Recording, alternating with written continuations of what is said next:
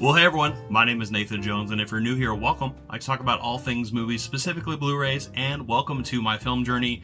This is the Film Journey Wheel, week 1, where we are going through this little bad boy that I created. I created this thing that has all these different boutique labels, and also this is a movie studio, and each week I kind of spin this and stick around for the end of the video where I'm going to land on a new prompt for everyone to watch. So, and also comment down below. So last week I started this journey off by picking, flipping this and getting Arrow Video.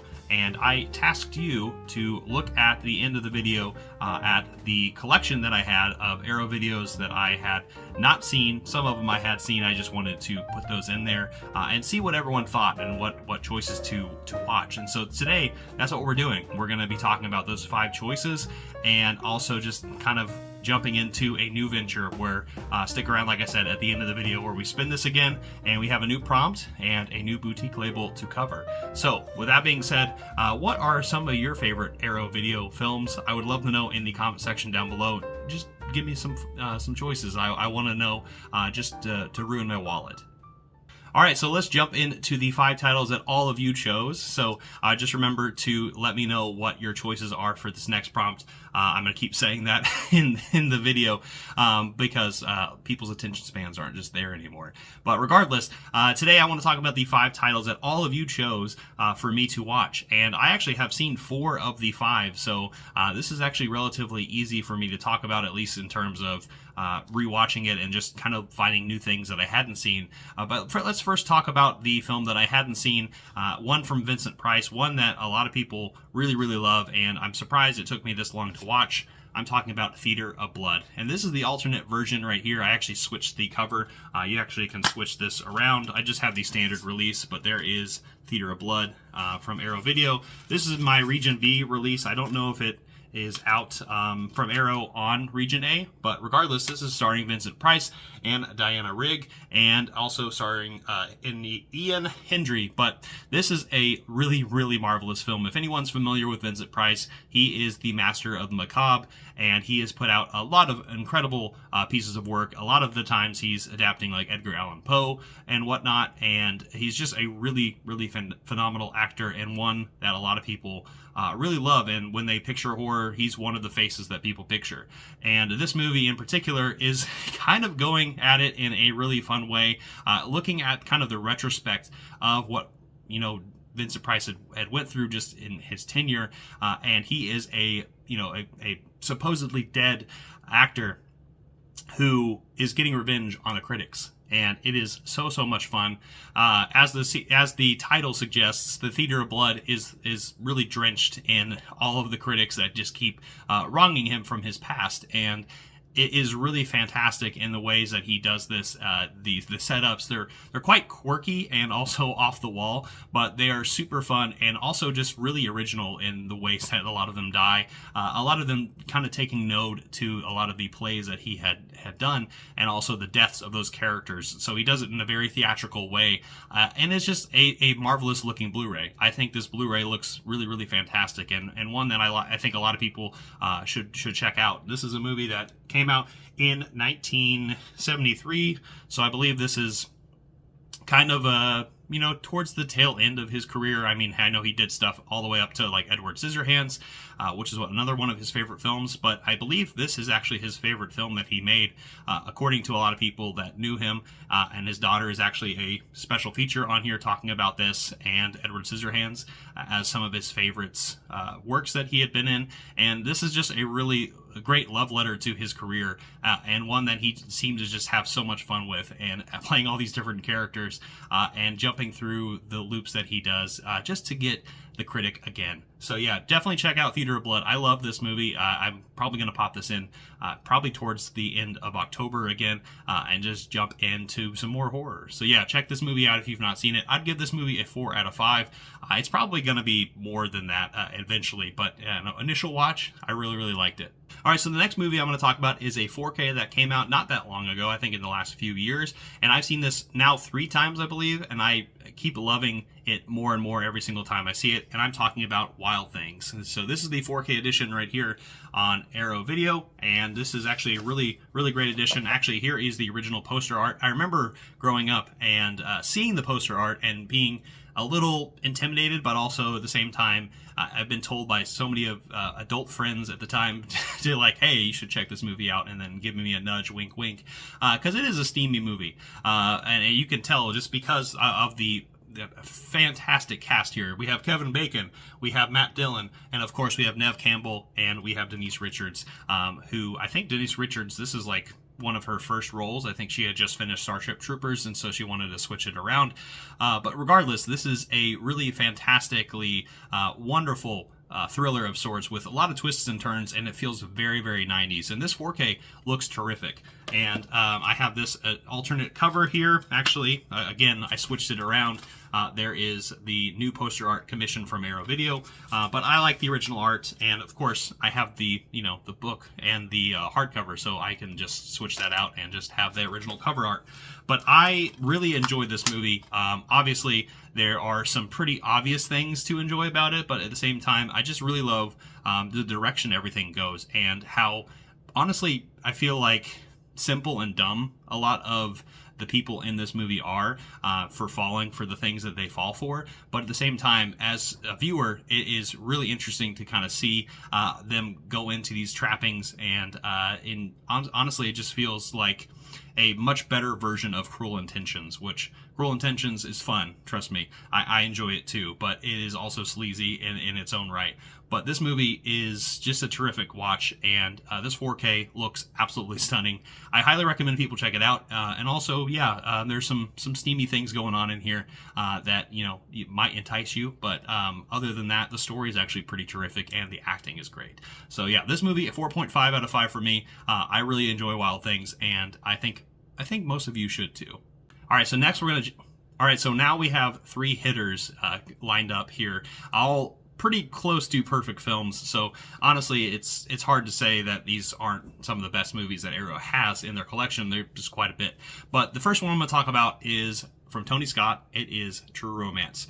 Tony Scott and also Quentin Tarantino, who penned the writing for this movie, made this terrific film. This is technically like considered one of Tarantino's first films, if not his first, before Reservoir Dogs. But of course, we have Christian Slater as our main character, and Patricia Arquette as these two lovers that run across each other and kind of the fringes of society, and they are definitely both troubled and have their past behind them, but it all culminates and comes to fruition as they collide together and kind of get into some pretty crazy things. This reminds me of something like Something Wild meets Pulp Fiction eventually, right?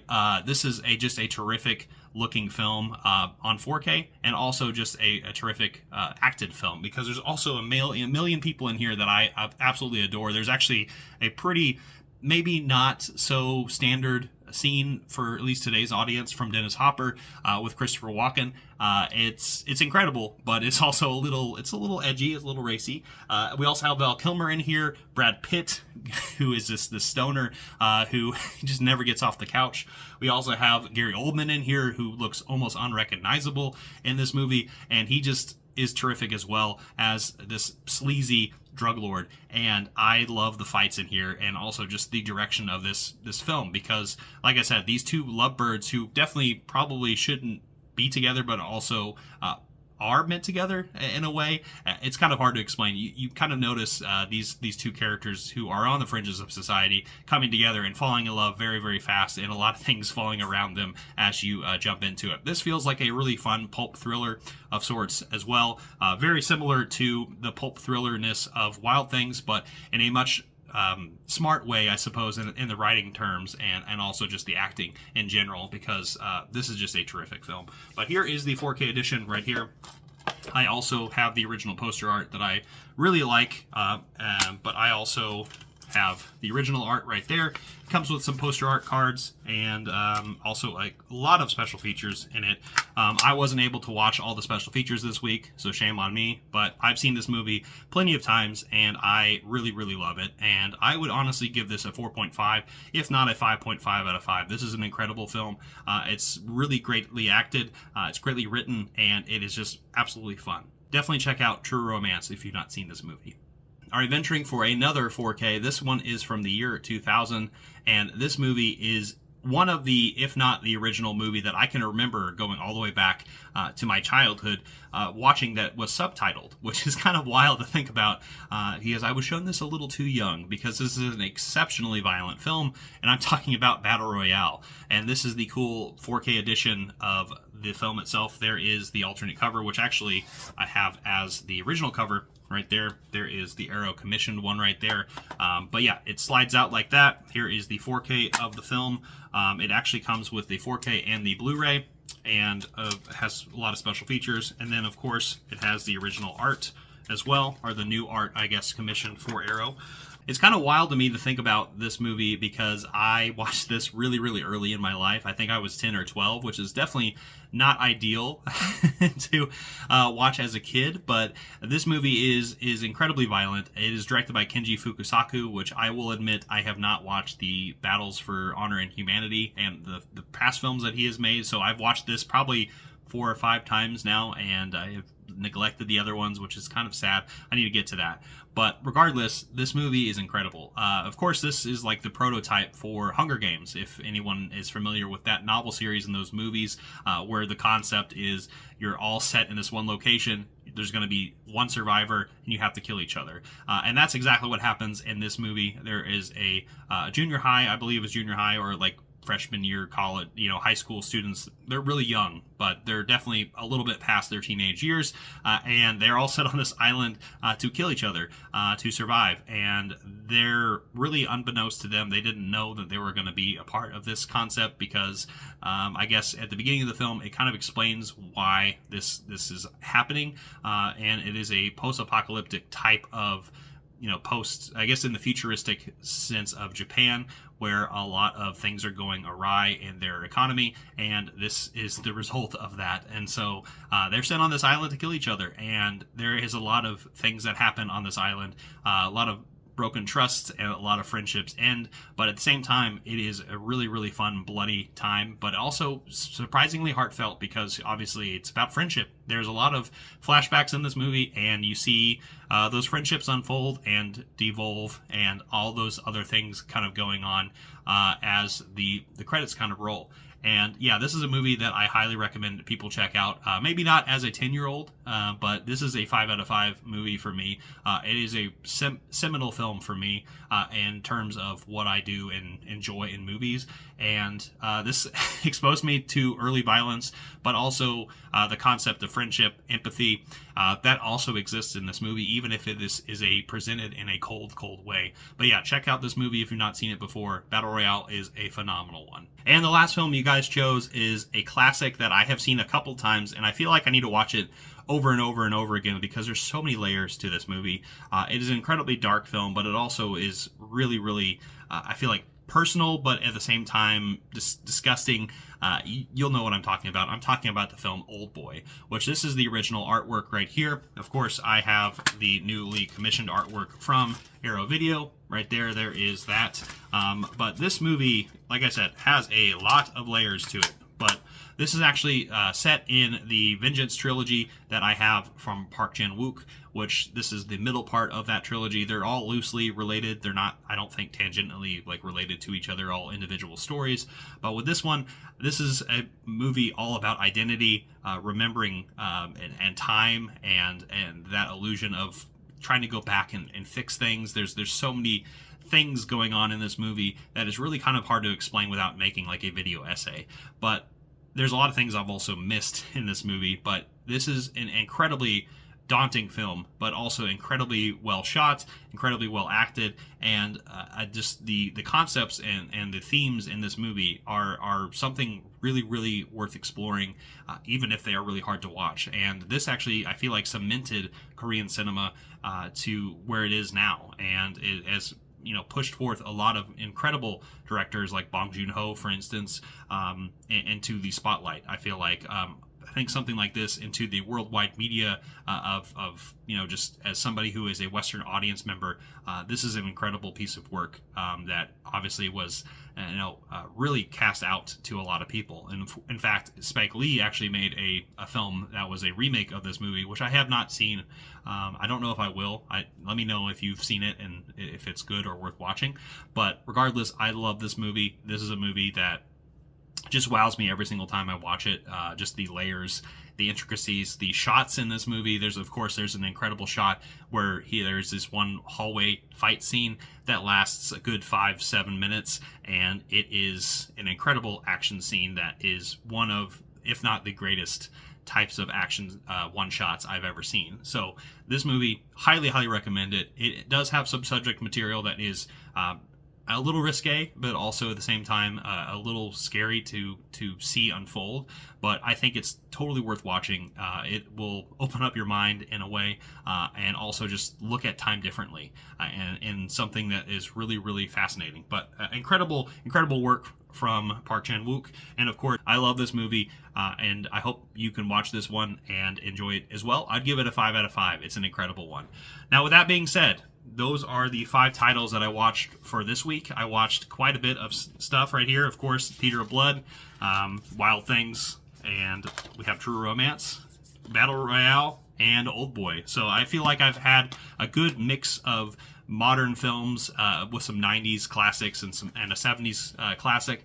And now we're going to jump over to the wheel and we're going to spin for the next prompt. And be sure to check out the end of the video where I'm going to give you a different prompt and a different picture with all the choices that you'll have. And let me know in the comment section down below which ones you choose. So yeah, be sure to check that out, and we'll see you next time. I'm not jonesing around.